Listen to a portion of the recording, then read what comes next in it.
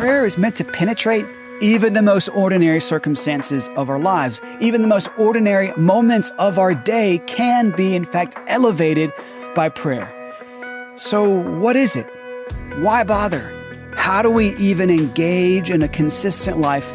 And here's the crazy secret of all the saints, that if we want to cultivate this art of being human, if we want to let the beauty of God's love speak to our own hearts, break through all the noise in our own lives, and then overflow into the hearts and lives of others, we must be people of prayer.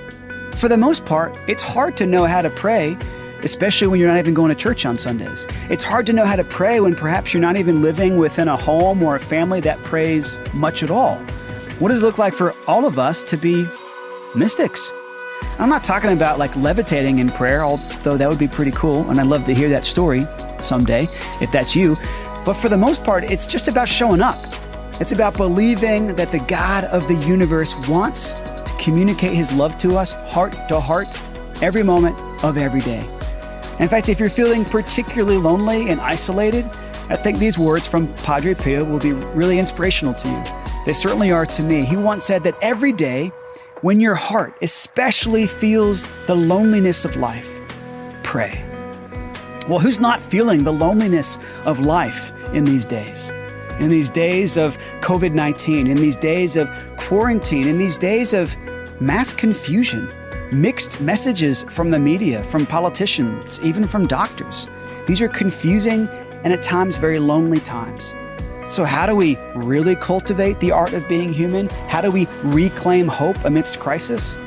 Well, actually, prayer is the most powerful weapon at our fingertips. So what does it look like for prayer to be the foundation of our lives? Primarily because prayer is the very thing that reminds you who you are, reminds me who I am, reminds all of us ultimately that we are beloved sons and daughters of God the Father.